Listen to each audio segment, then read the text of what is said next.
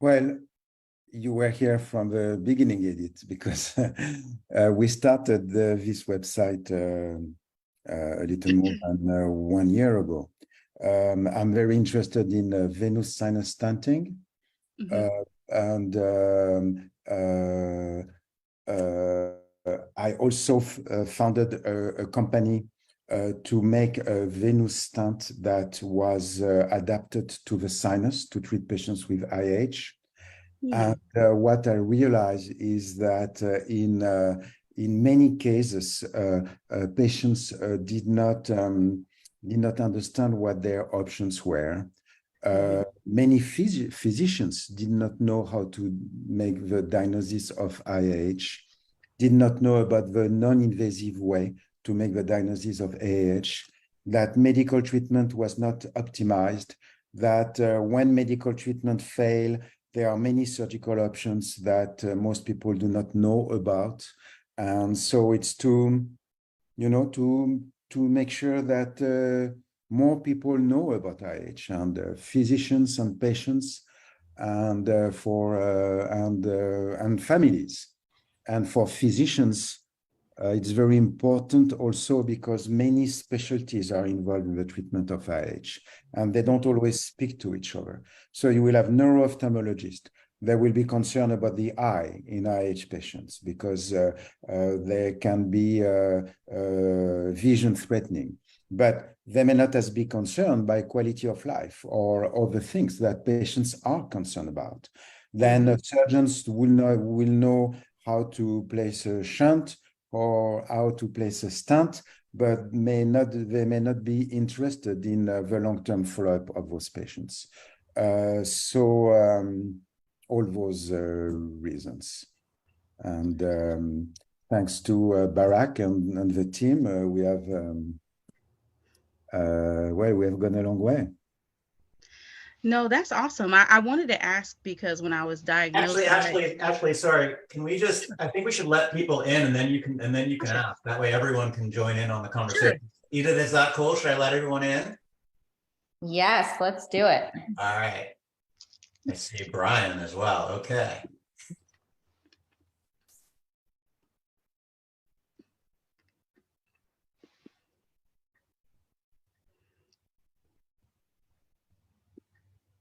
So Ashley, just hang on, and then maybe Edith can intro, and then ask your question.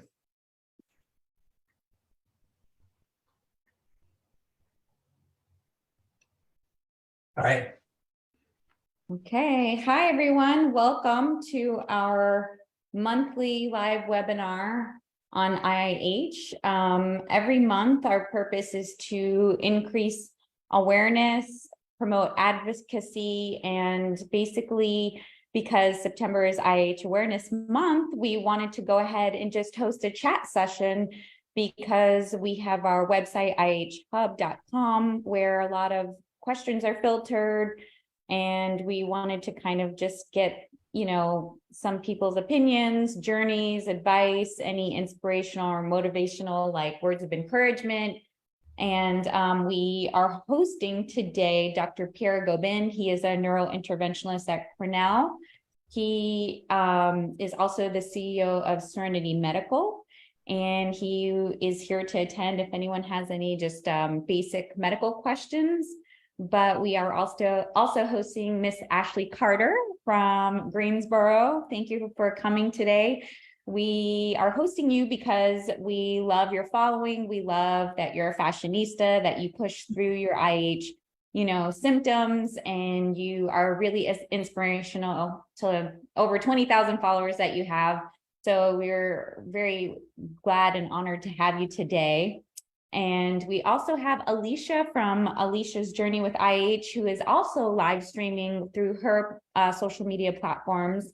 So we just really are welcoming anyone, whether you're a provider, a patient, a family member, or just anyone who wants to learn more about IH, to please feel free to speak openly, tell us about your journey, tell us anything you think, and we'll go from there.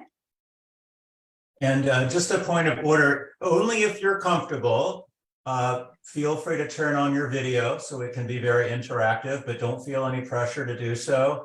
And also, again, no pressure, but if you are comfortable changing your name on Zoom from, say, phone or computer to either your first name or last name, so we kind of know who you are and can address you and ask you some questions, that would be wonderful also. All right, thanks.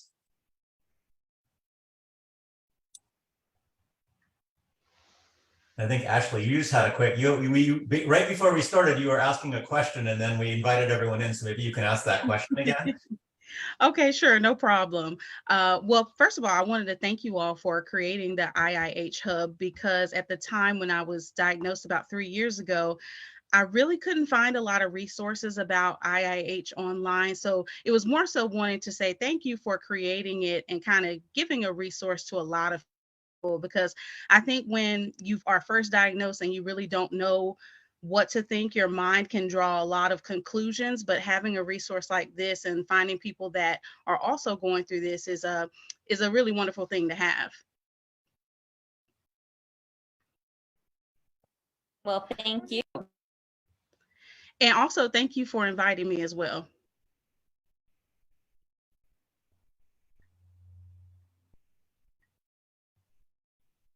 Absolutely. Well, we would love, because you have an amazing website. If you could just maybe tell us from the very beginning, from what you can remember, just your signs, symptoms, your journey, your personal opinion, your take, anything like that. Even, maybe what specialists you first saw or how many specialists you did see up to the point of diagnosis. Just a bit about your journey. Sure, absolutely. So for me, my journey is a little interesting. It was first told to me that I had some nerve swelling behind my eyes, probably as early as maybe over 10 years ago. But at the time, I had no symptoms whatsoever, and it really wasn't explained to me in a way that I could understand. So I never really took the time to really learn more about IIH, and I really didn't understand what the optometrist was trying to explain to me at the time. So really, I would say it started back then, but I really didn't get a good grasp of what was going on until about 3 years ago. 3 years ago, I went to an optometrist for just my regular routine eye exam, and he told me he saw swelling behind my eyes, and he asked me about my symptoms. And of course, at that time, the main symptom he asked me about was, did I have migraines? Did I have any headaches? Anything like that? And I am one of the, I don't know if it's rare, but I'm one of the rare people who I don't have headaches. So when he first told me the symptoms, I was like, I don't relate to any of that. But then he asked me what had I started feeling lately. And I said, well, I'd had a lot of neck tension and lower back pain. And so he was like, I really, really think that you should probably go and learn a little bit more about this. And he referred me to an ophthalmologist who, of course, I decided to go to within a couple of weeks, and that's where they saw the swelling. And he told me I had papilledema most likely, and he then referred me to a neurologist in this area to have a lumbar puncture. I had the lumbar puncture probably about 1 to 2 months after that initial optometrist appointment. And during the lumbar puncture, I believe the measurement was about 40, when I do believe it's supposed to be 25, if that's correct. You all could definitely let me know. But it was about 40, which of course told him that I did have IIH, and that, of course, I was already diagnosed with papilledema. So from there, I would say my journey has been a little bit straightforward. I was automatically put on Topamax, which my body didn't really agree with. So I then was put on Diamox, and I've been on Diamox ever since. And that has really made everything a lot better. I don't have as many of those symptoms. I do experience fatigue, but I don't have as many of the symptoms as I used to have. Thank you for sharing. So right now, you would say you see a practitioner or provider for IH how often? So now it went from seeing somebody about once a quarter to I see someone now basically once a year. It really depends on my symptoms. I have a really, really great neurologist, so I really go to her. If something pops up, I'll go to her, but right now it's basically once a year. That's actually really great. I'm so happy to hear you have a great relationship with your neurologist. Yeah, thank you. I'm really, really grateful. I will say this has been an interesting journey. I've often wondered if sharing my journey is helpful to people, because I know it's been a very straightforward journey, but I'm realizing more now that everybody's story is important. So I'm still trying to share it, even if it's been a little bit easier for me. Well, we appreciate it. And like you said, every story is impactful. And I think it brings people to come forward and say their journey. I even met somebody who is in remission, technically, you know, not on medications, no symptoms. So it's really great to hear from anyone and everyone, because this is by definition a rare disorder. But as we talk to more people, we're finding it's actually not so rare. So it's nice to hear your story, and you to put yourself out there and even create a website for it is just fabulous. May I ask a question? Mm-hmm. So you just said you have a neurologist. That is great, and I'm very curious how you would define a great doctor. Edith said a good relationship with a doctor. I'm wondering how important that is, if it's about technical skill. Just very curious what you mean, because you always see these ads, the best doctor. And I'm wondering, from a patient's perspective, an IIH patient's perspective, what do you consider a good doctor? So for me, I definitely would say a good doctor is someone who takes the time to listen to me and understand my story.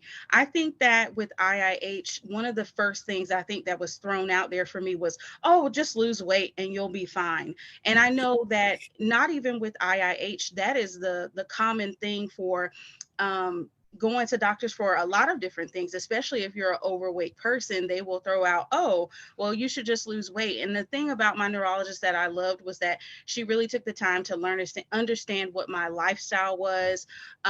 She was great to talk to. Like, I think one of the things about me, I love to laugh. So if I can go into your office and we can laugh together, that tells me a lot about who you are, just like in general. And I can go in there and we can laugh together. But more than anything, she takes the time to understand my lifestyle. She actually remembers me when I come back to her office, and she's like, okay, so what you doing with your social media and all this sort of stuff.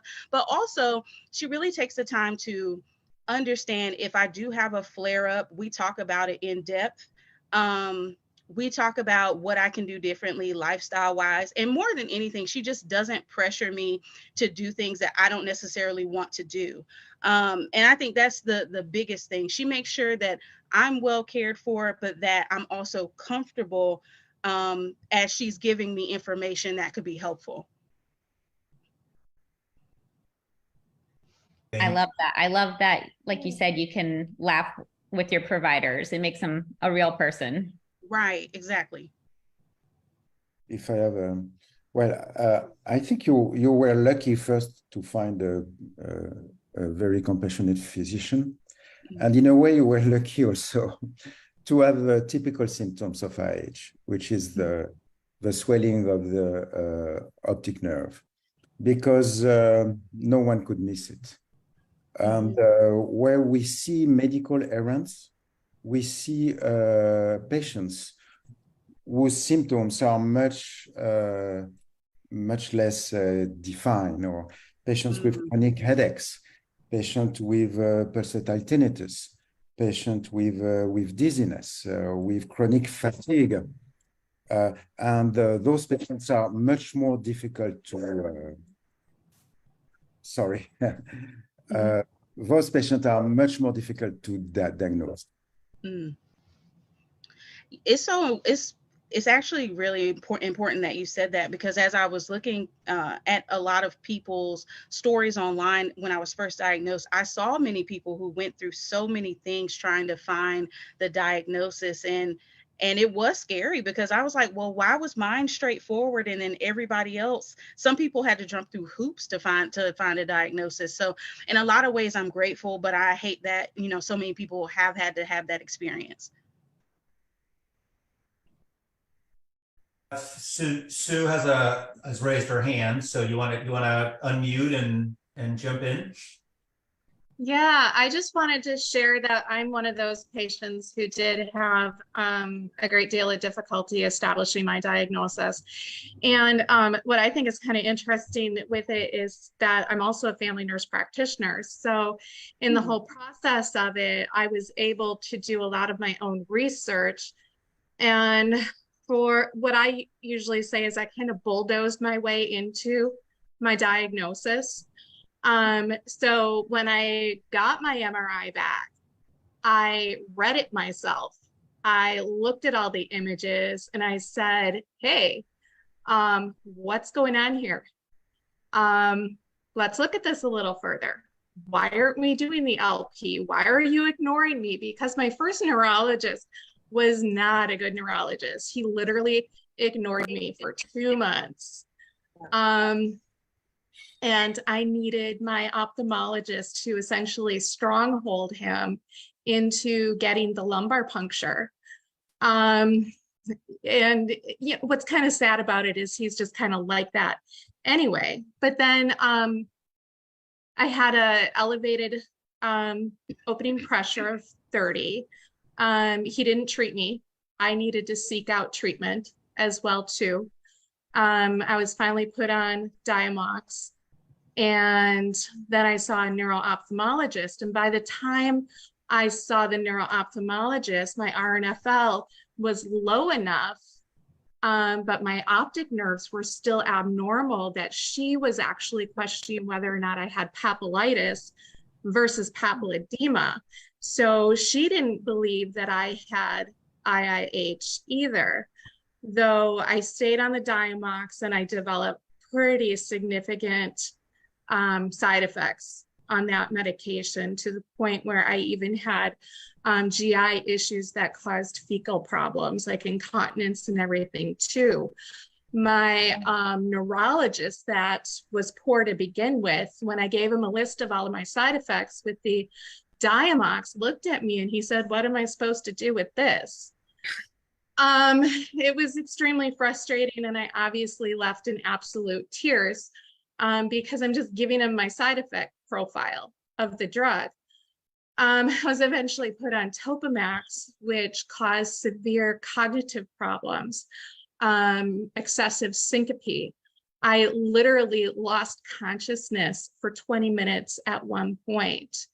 I was still told that's not IIH related. My neuro-op, though, continued to refuse to refer me to neurointerventional radiology and neurosurgery. And all I said to her is, I just want a consult. And she said, well, you don't have true papilledema. I don't think you have IIH. So I self-referred to Mayo Clinic, and it took about 2 months to get into Mayo Clinic. And the doctor I saw there was fantastic. I was off the Topamax at that particular time because, again, I didn't have IIH, they told me. And I had papilledema. I had elevated OP. I had severe venous sinus stenosis that included the sagittal area as well. I had all the rad signs. I was textbook, essentially, except I when I was treated, that papilledema was barely visible. I did have a stent placed on June 7th. So I'm just over 90 days, and the pulsatile tinnitus is completely resolved. None of the other symptoms have resolved. I'm off medication. I go in next week for my follow-up evaluation. I had 2 CTs over the summer because, again, I was fainting and I was having severe pain at the base of my skull, and my cerebellar tonsils actually decreased, or they herniated post-stent placement. So my brain kind of like dropped down about 4 millimeters, though I still have a little bit of CSF movement in there, but now I'm seeing a Chiari specialist next week as well too, to see what's going on there. So when you talk about having a good neurologist, it is so, so important. And then having a good neuro optho who's not going to throw that weight piece at you, because I've lost weight. And as I lose weight, my symptoms worsen, which is extremely frustrating to me. I've been off work because I can't function.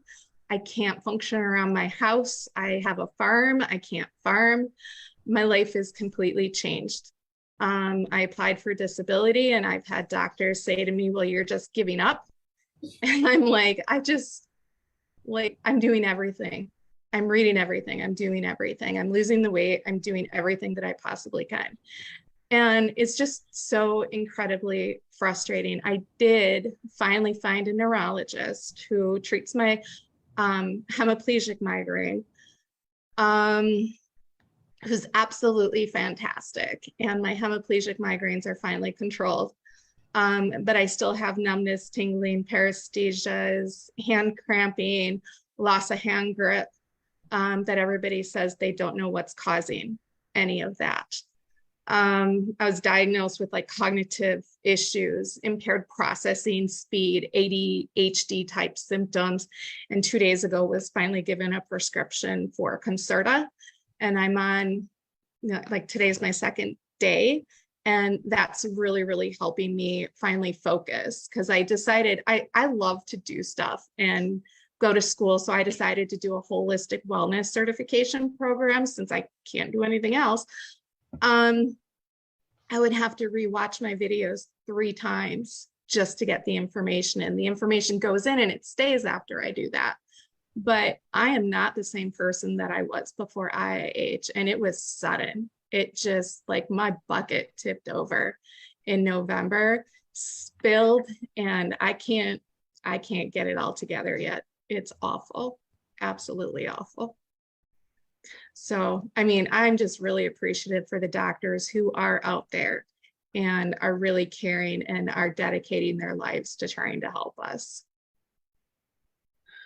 Sue, thank you so much. I'm so glad I connected with you and that you came on today to share your story.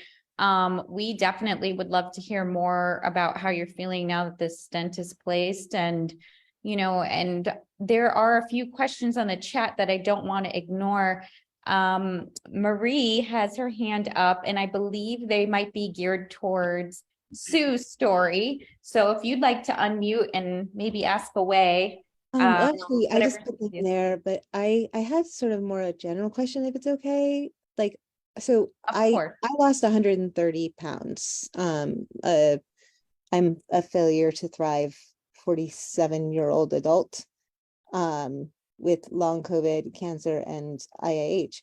My IIH or IH is different post-COVID, and I just wasn't certain how connected folks were to the influx of incredible research coming out, because all of a sudden other people are actually having our rare condition, lots of other people, and what collaboration is going on with the long COVID community, because a lot of folks there, they've got intracranial hypertension, the spinal taps aren't being ordered.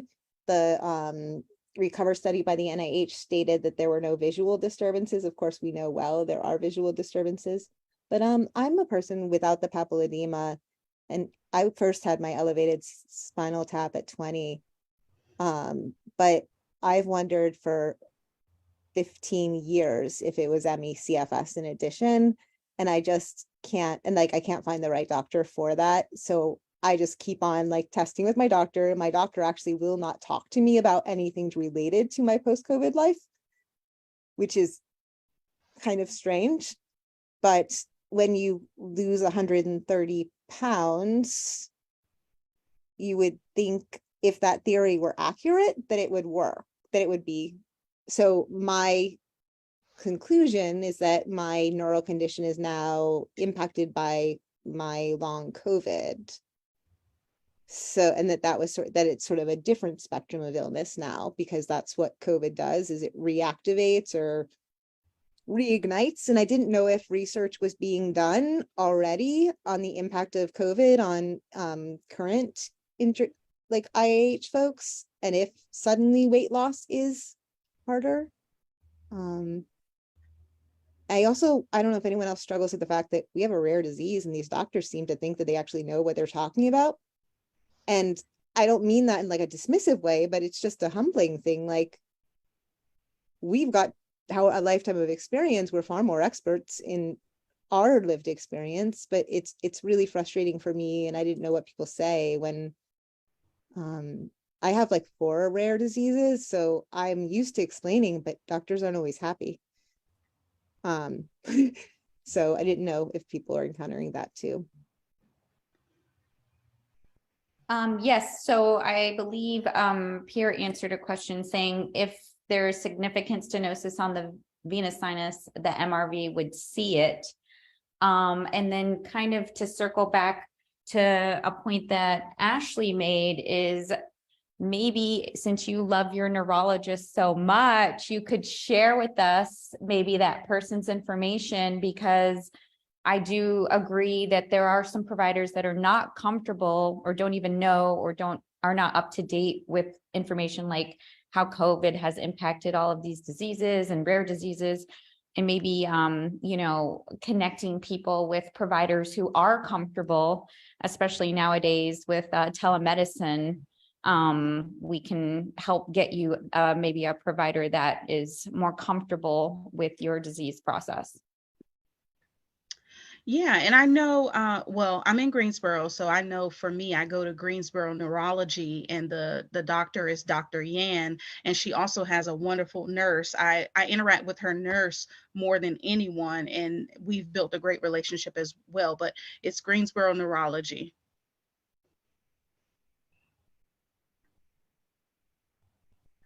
Thank you so much. And I will add that onto our notes if anyone needs to get that information in detail.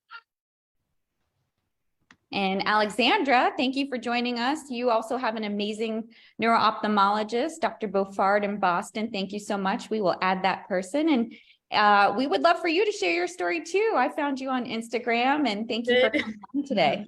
Thank you guys so much. It's amazing to be here and hear your stories. I'm a little bit in tears hearing this because I was diagnosed almost 2 years now, and I'd never ever heard of this condition until going in to just be tested for my hearing. I had been suffering from pulsatile tinnitus, which I also had no idea about. I wasn't really sure what was going on with my hearing. I had thought it was related to possible blood pressure issues, which run in my family.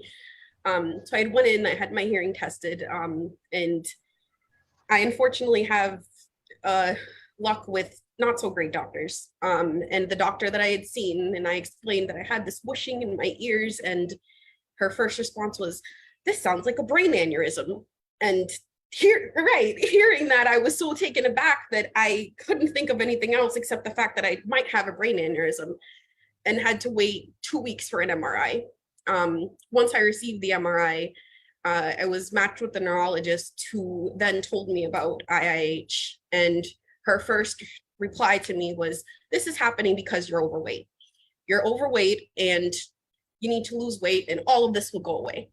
And I've been overweight majority of my life, so hearing this was a complete shock to me, and I was upset. I was in tears and upset, and I didn't really know what to do from there except for, attempt to lose weight. And then to hear that this is a kind of exercise resistant condition was also very frustrating, because I work with an amazing life coach and personal trainer, and Coach B, who thankfully, before being diagnosed, I was on a great exercise regimen, and I was having, my vision was going, I was having the pulsatile tinnitus, and he was able to kind of work me down from that, and, notice that something was going on. And this was also kind of part of, I just couldn't put all of the things together to think that that all of these things together meant something was wrong. This was also kind of after COVID. She would not bring me in for physical appointments. She felt that virtual appointments were enough. I was put on Diamox, which I did not handle well. Her response was to continue to up the Diamox and continue to lose weight. Those things were not helping me. I saw an ophthalmologist who gave me a visual exam, didn't mention anything about eye swelling. He said, yeah, your eyes look a little bit swollen, didn't mention papilledema, didn't mention anything else. My neurologist kept doing virtual visits and said, okay, keep losing weight, we'll keep upping the medication, and we'll go from there. I had an issue where I was getting, I don't know if anyone had this with Diamox, it causes a lot of tingling, hands, face, and feet. It happened one day on only one side of my face, which was terrifying. My neurologist said I needed to go to the ER immediately. They told me, well, I don't really know what to do. They gave me a lumbar puncture, sent me on my way. She switched me then to Topamax. Did not let me know any of the side effects or anything else. As I believe it was Sue was saying, I had severe cognitive decline, which was incredibly scary. They told me, no, it's not the IIH. That's not going to do that to you. My neurologist then had family issues. She went on a leave. I lost my job due to my cognitive decline and everything going on with my health, and then lost my insurance. During all of this, I lost peripheral vision, which I didn't know until later. I lost peripheral vision in my left eye. I then, once I got insurance back, I found this amazing, amazing Dr. Buffard. Once he realized my condition, and he saw that I was seeing him, he cleared his schedule and took 3 hours of his time to thoroughly examine me, make sure he knew what was going on. He sees me regularly, monthly, to make sure that my vision does not decline any further. I have since lost over 40 pounds since being diagnosed. So as we were saying, we know that this isn't just your weight and just losing weight. I also have, what Sue was saying, as I've lost weight, I also noticed that my symptoms do increase. I still have constant pulsatile tinnitus daily. I still have cognitive issues. I suffer from fatigue, incontinence. I actually just this morning had a CT to see if there are possible venous sinus stenosis issues. There's still a lot that I don't know about this condition. I'm still learning. I'm so grateful that you guys found me and I'm able to learn more from all of you. It's very scary. My life has also completely changed. I'm also no longer working. There's a lot of things that I'm unable to do with my life now, and I'm learning to adjust to that.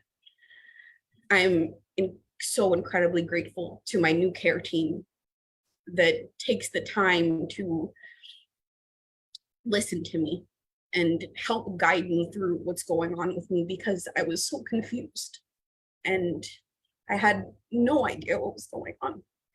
And everyone tells me, oh, you look great. You look amazing. And I do. I look great on the outside. I look wonderful. This is the smallest I've been in years.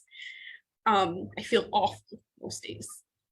And all I can tell people is that to advocate for yourselves. Advocate. Don't let your doctors tell you, oh yeah, just keep up, we'll check in with you. We'll check in with you. If something doesn't feel right, keep pushing. Tell them that something is wrong. Tell them that this is not right. They don't know everything. I went to the ER one night because my headache was so severe and it just wouldn't stop. And I told them about my condition, and it was almost very too clear to me. The doctor went in back, Googled what my condition was, because he came back out and said, that for this condition, it's medication and weight loss, right? And I was like, I do know that, sir. Thank you very much. I do know that. I'm very well aware. I don't desire lumbar punctures. My opening pressure when being diagnosed was 49. It's terrifying. I never know how I'm going to feel on a daily basis. And the only thing I can do is continue to advocate for myself. I keep up with my appointments monthly. I see my doctor. He tells me, go to the front desk, and if they tell you that there's no appointment, you tell them to book you on my lunch, and you make sure you come in. And I just have to keep going. I'm on a high dosage right now. I'm suffering from severe papilledema at the moment. The goal is to make sure that I do not lose any more of my vision. Thankfully, I'm at a point, because I am still losing weight and things aren't getting worse, but they're not getting better, that I don't need a shunt yet. But I do still have quite severe papilledema. I cannot see here the side. But I've changed my diet, which has seemed to have helped in some aspects. I unfortunately cut out caffeine. There's a lot of things that I've noticed, that do aid me, but at the same time, the symptoms are there daily. And I can only speak for myself, as Ashley was saying, it's very different for everyone. It's very, very different for everyone. I know some people, I do get the headaches. I don't get them as severely as I used to. For me, I noticed something that I didn't realize what was going on with me, is that I had severe eye pain almost every morning and nausea. And I had no idea what was wrong with me. I'm like, I must have allergies or something must be bothering me. And this is what it was. Alexandra and Ashley, if I can ask you both a question. First of all, thank you for sharing. It's just so intense to hear. I mean, not just you, but also Sue and everyone, and Ashley, just hearing what you're going through, and it's at least some relief that you have found a care team that is actually a care team. But I want to ask you both about this advocating for yourself, and if that came naturally to you at first, or did you have to kind of learn some tricks, and if you can share some tricks on on how you've done that. Well, I know for me, I just feel like I've always been the type of person that if I'm not satisfied with something, that I have to say something, because I feel like this is the only life I have, and I'm like, I deserve to get the best care that I can. So I feel like being an advocate for myself is something I had to be. I think that when I first started meeting with people about this, I was kind of just taking in all of the information, but after a while I started to ask tons of questions, because I needed to fully understand. And I also realized very early on, like some of us, that the people I was seeing did not have all of the answers, and there was going to have to be some advocacy on my own that I was going to have to do. And I know we can talk about it later, but one thing that Alexandra said that I really started doing for myself, that I've mentioned on my blog, is that I changed the way that I eat. I find that changing the way I eat has made me feel a lot better than a lot of other things. That, in addition to the Diamox, has helped me a lot. But I'll let Alexandra talk too. I agree. There was a lot that I didn't know. And at first, you have to take everything in and understand what's going on, because there's a lot you don't know. I had no idea what this condition was when they first told me about it. I was like, I had to look it up, because I'm like, I have no idea what you're talking about. And to hear how rare it was and things like that, I was mind blown. And then, when you continuously hear, well, lose weight, lose weight and it'll go away. And I'm like, there's no way that me just being overweight caused this, because I've been overweight. I've been overweight, and this didn't just happen overnight. Like, there's no way that this just happened. And you can't tell me to just go home and lose 50 pounds and come back and I'm going to be perfectly fine. There's no way that's solvable. And I realized that the care team wasn't really, they were just more focused on, well, you need to be healthy and this is all going to go away. I was like, you're not really I don't think you, not necessarily care, but I don't even have the words what I'm looking for, but I feel like weight is a big factor of in a lot of things when it comes to healthcare. It's kind of focused like, well, you're overweight, so you're not healthy, and this is going to fix a lot of things. Yeah, Alex, your two stories, Ashley's and Alexandra, are very, very different because Ashley is well controlled with a small dose of Diamox that she tolerates well. Well, you, Alexandra, are not well controlled at all with medical treatment, and you don't tolerate the Diamox. And I mean, I think you are a candidate for more than medical treatment, for one of a surgical treatment.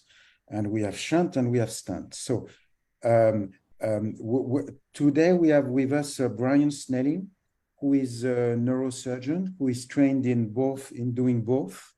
So maybe he could, Brian, do you want Sure.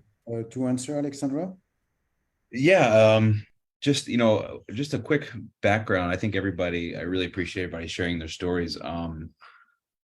It's always refreshing and inspiring to hear how you guys have come forward and shared really personal.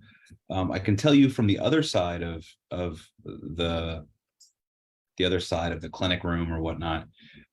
It's it breaks my heart to hear a lot of what you guys have gone through. I'm sure, as Pierre knows, when you do know about IIH, or let me rephrase that, like when you know as much as we know currently, which there's still more to be learned, and you see patients who have sort of bounced around from physician to physician and they haven't really received a diagnosis, it sort of breaks your heart that people have gone sort of untreated. So I certainly understand that. And one thing that I always tell people, and this is why I think it's so much, you guys mentioned it's so important to be an advocate for yourself, that in medicine, a lot of times physicians are very siloed in terms of not only what they know, but also what they do.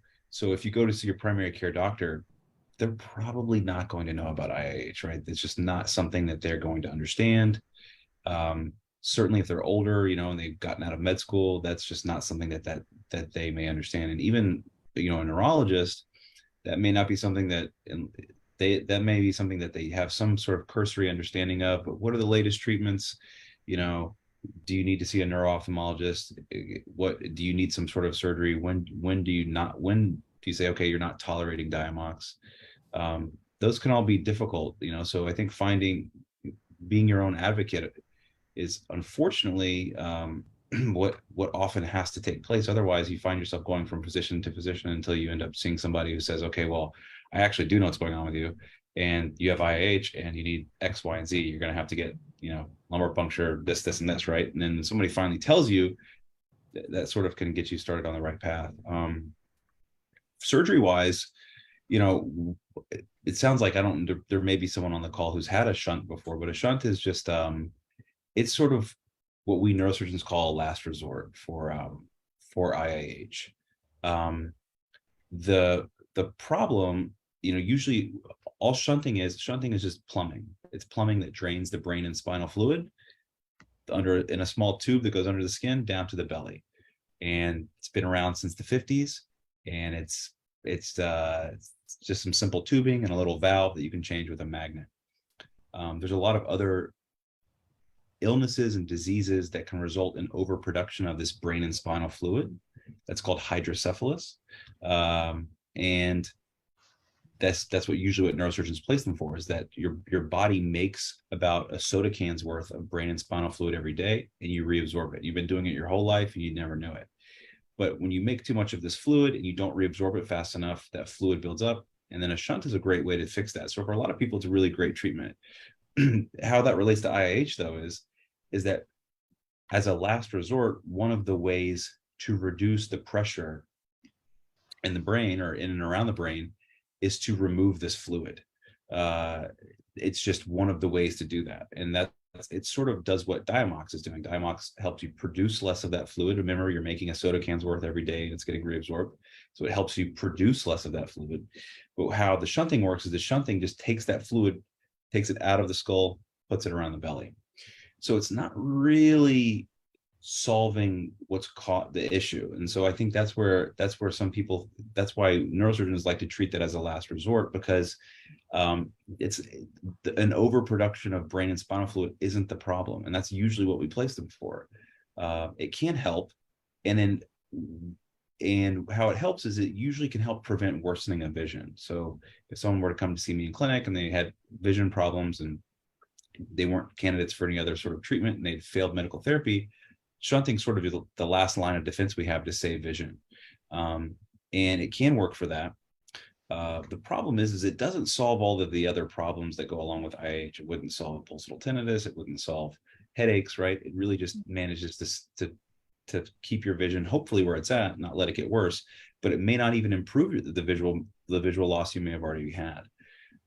The other, again, and if you've not seen a neurosurgeon before, we're often reluctant to place them. Oftentimes when you're placing this tubing into the brain, the fluid spaces are pretty large and they're easy to place, and the catheter can drain the fluid adequately. What happens in IIH though is that as that pressure increases in the brain, due to venous, an inability of the venous blood to return properly and whatnot, the fluid spaces actually get really small, and they develop sometimes what you can call slit-like ventricles. If you've had MRIs and you have IIH, you may have seen that on your MRI report. Oh, it says you have slit-like ventricles. What that means is now we have to place this tubing into a very tight space where the actual volume of fluid is very narrow. And all this tubing is it's simple plumbing. It's like the plumbing in your house, right? So it's in this patient cohort, in IIH patients, that tubing can break down quite frequently.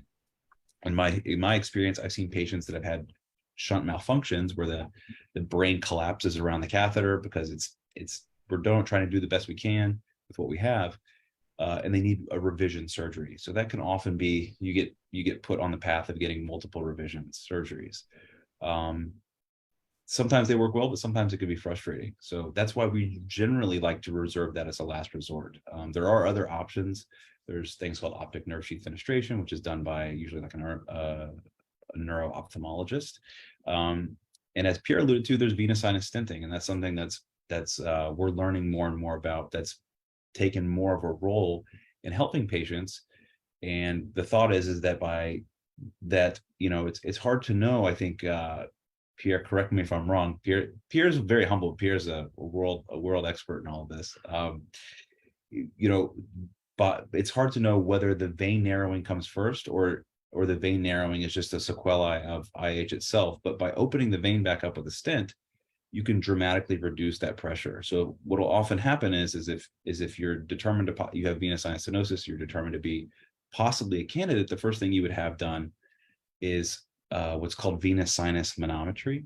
And a venous sinus manometry generally is it's where you have an outpatient procedure where they put a small catheter up, and sometimes they put the catheter in one of the arteries that delivers blood to the brain, and they take some pictures of the arteries, and the arteries drain into veins so they can look at the veins. But separately, they'll take a very small catheter and put it in the venous system and go up, and they'll actually measure the pressure around the different veins of the brain. The veins of the brain are called sinuses. That's very confusing, right? Because you're like, well, wait, isn't my sinus like what drains? Like it's my nose or something like that? But it's not. So sinus is a medical term that can mean two different things. It can either mean the sinuses and your nasal passages, but when you talk to physicians like Pierre and myself, that really becomes the sinuses is a medical term for the veins that drain the large veins that drain the blood from the brain back into the internal jugular veins of the neck. And so if that narrowing is there, we take a very small catheter and we navigate past the narrowing and we measure the pressure. And we say, okay, is the pressure high anywhere? Is it normal anywhere? And usually what we often find is that in patients with IIH that have had some sort of imaging like an MR venogram, veno meaning looks at the veins, or a CT venogram that looks at the veins, and they have that narrowing, we see what's called a gradient. A gradient just means on the side furthest towards the top of the head, furthest away, that pressure can be high. And on the other side of the narrowing, that pressure comes back towards normal. So we know that narrowing is restricting the flow of blood back to the heart. And those patients, we know that if that gradient meets a certain criteria, it's in a certain location, that they probably benefit from having a stent to open up that narrowing and normalize that pressure. So when you normalize the pressure in the veins, you've normalized the pressure in the rest of the head, and you can hopefully avoid having to have a shunt surgery or have some other procedure. But that's generally how that works. And like I said,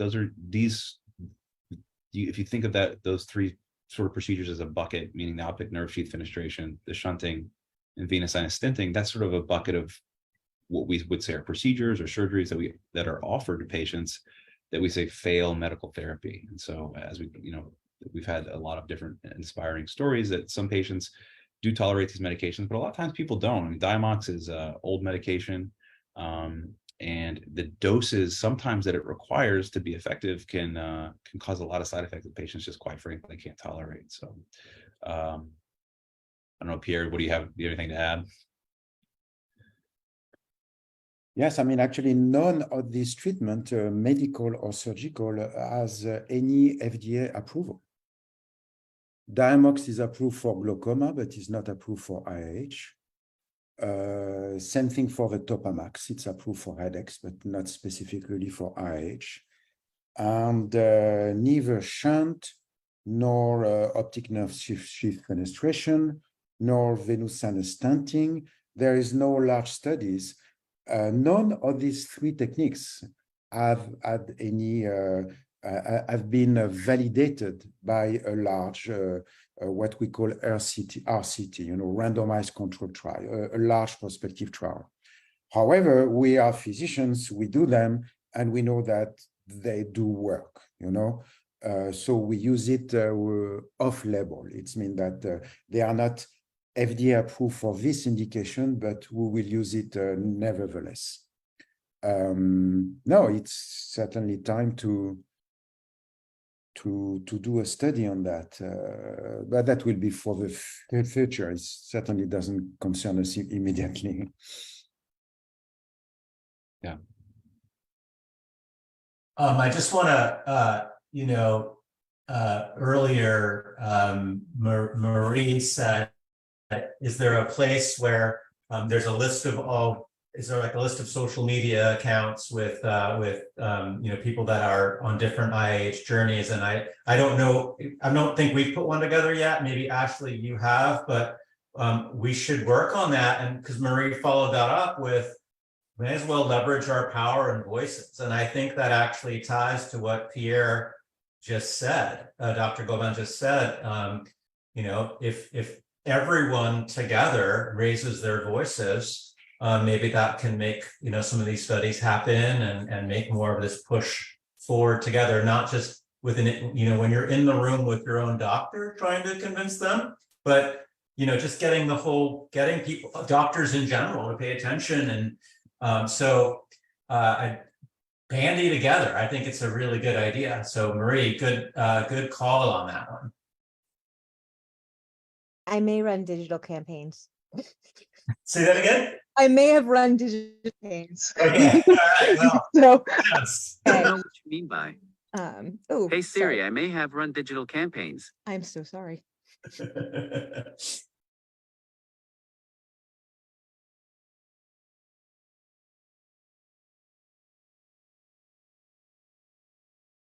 Edith, do you have more questions for Ashley? I'm aware that we're starting to run up against our hour, and so I just want to and by the way, there are also other questions that people have asked in the chat, and we clearly have not gotten to all of them, but we will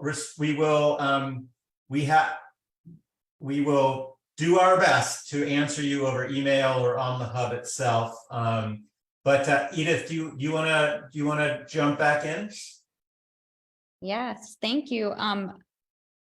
First of all, I cannot believe how fast this hour went. That's number one. Number two, I think this is the beginning of many more chat sessions, some, more community advocacy, one of the plans that we had for our website is to create a provider page. So we do appreciate a handful of names that were placed on the chat and put it out there on our website. And if there are people who are searching for a neuro-ophthalmologist or a neurologist that someone can maybe vouch for or say, hey, I had a great experience, or yes, they do have some familiarity with IIH, we want to have that available for you guys, and for anyone who a family member may want, to help you out and make those phone calls, because it is taxing. I know Alexandra mentioned you lost your insurance, and I know Alicia did too. And that really sets people back, just to get a simple MRI to tell a lot of information to a provider. So, we're here for you. We're trying to connect people with providers and other patients. And, this isn't the end all be all. This is just the beginning. And we're very grateful for everyone who's, spent the hour with us today. And we hope we can connect and maybe even have another chat at the end of the month. Our plans are actually, we connected with a Dr. Raj Kamal Kangara, who is in California. He is a neurointerventionalist, and he is going to be starting up a study enrolling patients who have suspected IIH and brain fog, because they're trying to figure out exactly what this brain fog is.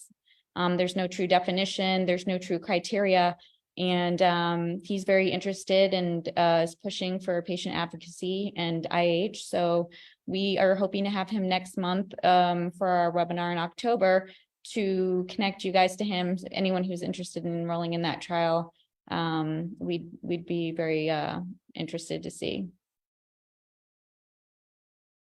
Also, I just want to, a couple things came up in the chat, like Marie brought up the glymphatic system, and I pointed to a lecture that we had done a couple weeks ago, just like this, specifically on that. Alexandra brought up the question of weight and the medical system in general. We had someone on I think a month or two ago, just on that very topic. So this is as Edith said, this is probably hopefully the first of many very groupy kind of chats, but we also have a lot of more lectures on specific topics. So please feel free to go to the hub, go to this IIH webinar area, and you can find some topics that's like detailed information. There's a neuroradiologist that speaks. There's a lot of really good stuff. And also just one quick thought on advocacy for what it's worth. Doctors sometimes tend to listen to other doctors more so than patients. So maybe there's a physician section on IIH Hub. So maybe next time you go in, stick that in their face and say, check this out. There are lots of doctors talking about this. Please read. So anyway. Great idea. Yeah. Yes, and we apologize if we haven't gotten to every single comment or question on the chat. We'll try to circle back on that. And the last question I do see on here about the trial, I